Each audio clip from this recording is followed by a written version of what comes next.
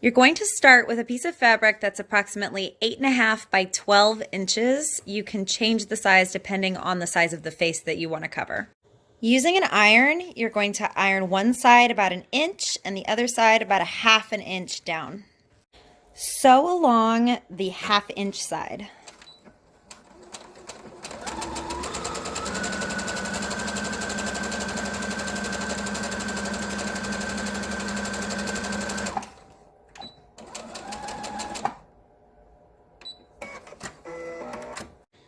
Fold the mask in half and iron it along the crease. You want the side with the half inch to be lower than the side with the inch, so they don't match up exactly right. Cut 4 pieces of ribbon, 3/8 inches. The pieces themselves are going to be about 14.5 to 15 inches long. You want something with a bit of a grain or a ribbing on it, not satin. Pin the ties to the right side of the fabric so that the ends line up with the edge of the fabric.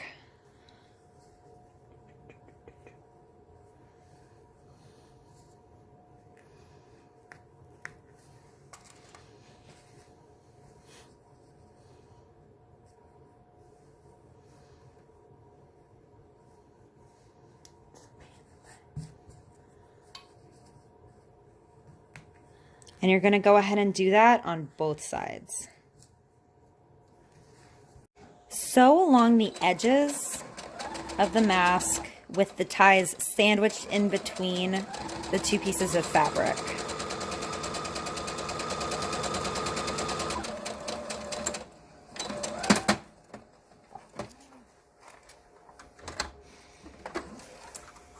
After sewing both sides of the mask, turn the mask right side out.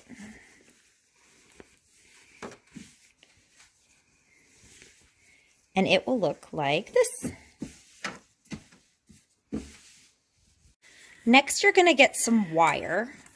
This is some flat wire, and then the other one is some 16 gauge wire. Both of them came from craft stores. We think it's 16 gauge. We're not 100% sure. The flat wire came from Michael's. The round wire came from Joann's. Anything that is durable enough to hold its shape but malleable enough to mold to the shape of your nose is fine. And you want to cut something that is the length of the mask. If it's a little bit shorter, that's okay, but you want it to be sort of most of the length of the mask.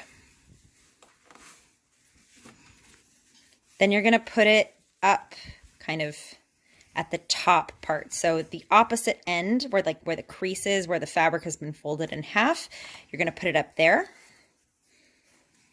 and hold it. And then you're going to sew it into place. You need to be very careful not to let the needle hit the metal because it will break. So you want to sew to the side of it, just kind of hold it in a little pocket.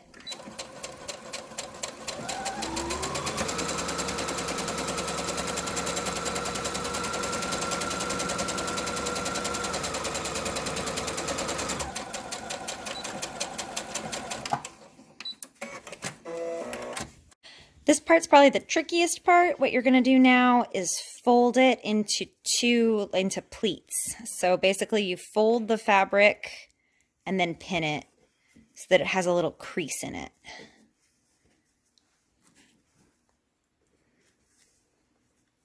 This can be a little fiddly, so you just have to play with it.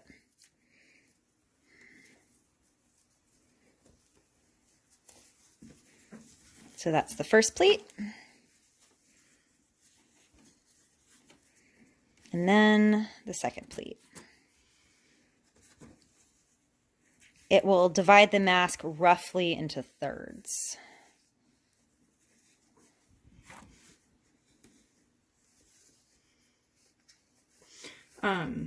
It's important that, so your wire is at the top and your pleats should, when you're looking at the front of the mask, so this pocket is in the back. So the front of the mask, the pleats are actually pointing down. If you see, they're pointing down from when you're looking at it from the front. So it goes over your nose easily. You're going to sew along the edge to tack the pleats into place.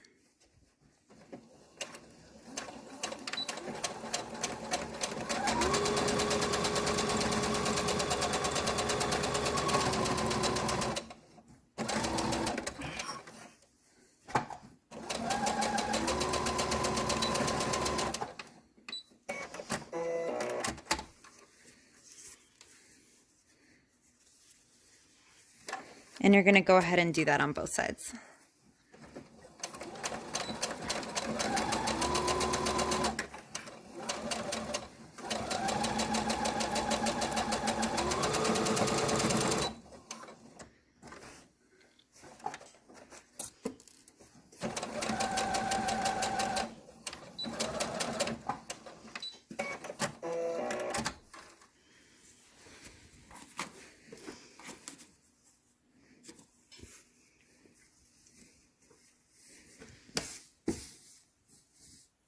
And there you have it. One mask. For filters, we're using these Filtrete 1900 filters. We got these from Lowe's. They come in a bunch of different sizes. The most important thing is that, as you can see here, it's a premium allergen, bacteria, and virus filter. As you can see here, it says viruses. You can use any brand or any name of filter, but the thing that you really want to make sure that you look at is on your filter, it will say that it's a MERV 13. You want a 13 or higher. They make them up to 16, but MERV 13 is going to be the minimum number that you want. This came from the furnace section, so don't go look in the regular filter section. In order to use this filter in a mask, you're going to note before you open this which direction the arrow is pointing. As you can see here, it says airflow is going to be this way.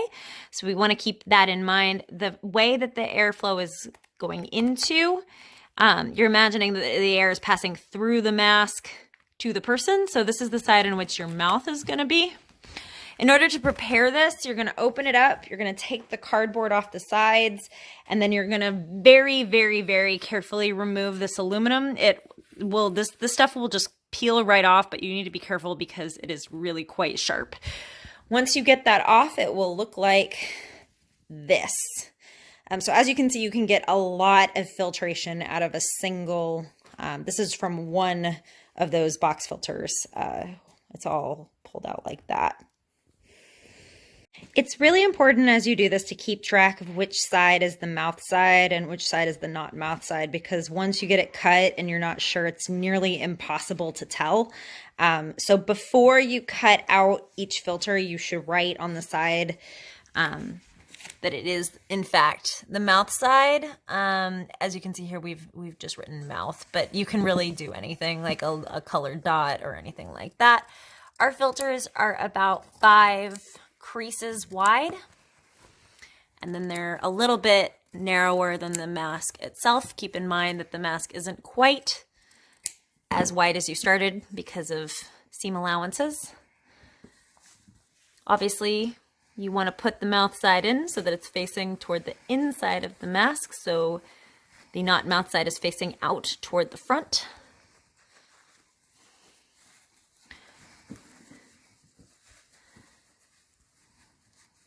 The thing that holds the mask itself in is that inch pocket that you created. So you tuck the filter in to the pocket itself. Keep in mind that the filters themselves are most important for medical professionals or anyone who's a caretaker or is dealing really closely with another person. You don't necessarily need a filter just to go to the grocery store if you're practicing good social distancing, but if you're making these for medical professionals, that will be really important. And the other thing is that these masks themselves are washable and should be washed after every use. The filters themselves are not. The filters are disposable, so every day you should get a new filter.